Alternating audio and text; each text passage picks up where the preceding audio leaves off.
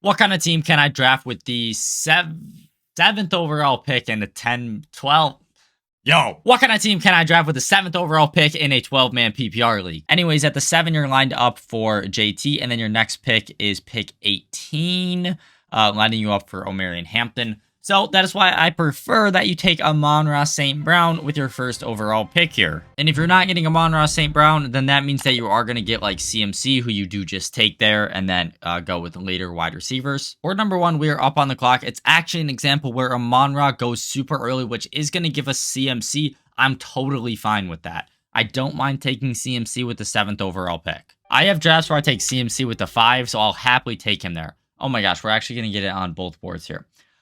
Just because I don't want to simulate a double CMC draft, I will take CeeDee Lamb here to kind of substitute for Amon-Ra St. Brown. I'd rather have Amon-Ra. This way I can at least show a draft if you have a running back versus if you have a receiver.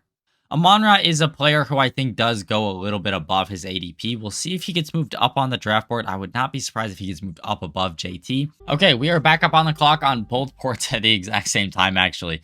This board, we do get Drake London to fall here, so that's going to be an easy pickup for me. He might not be there, and that's where you're going to go with your second running back. Once again, guys, someone like Trey McBride, I know he can substitute as like a wide receiver 1, and he is a great pickup. Hold on, let me get my board 2 pick first. And here we're going to get Ashton Jeanty. Perfect. Yep, we knew we were taking a running back with that pick anyways. Anyways, with what I was saying about McBride, I don't have anything against like Trey McBride or Brock Bowers, but I think the first 2 rounds are the most crucial rounds for running backs and wide receivers. There is the best value in running backs and wide receivers. I still think you can be just fine with a tight end down the board.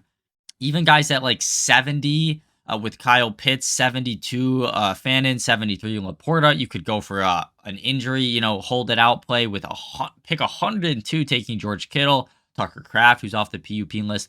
I think all of these guys are very viable tight end options, especially in the 12-man league. Whereas if you look at the running backs down the board, where I was at pick 70 talking about Kyle Pitts, like you see, there's not even running backs from 60 to 96. You don't even see a single running back, and the gap is from Tony Pollard to Jaylen Warren. I think you just have to take a running back and a wide receiver, or 2 and 2 in the first 2 rounds. Okay, so our next pick being pick 31 is going to line us up in this like Breece Hall and Javonte Williams zone with like the AJ Brown, Olave Garrett Wilson type of zone. Now my next pick after this isn't until pick 42, so I'm right below this zone. I am going to go with a wide receiver here. I'm getting too good of value on Chris Olave not to take him right there. Now my hope is that with my next pick that one of these running backs will be available to me at pick number 42. So as long as just one of them falls, then we are good to go there.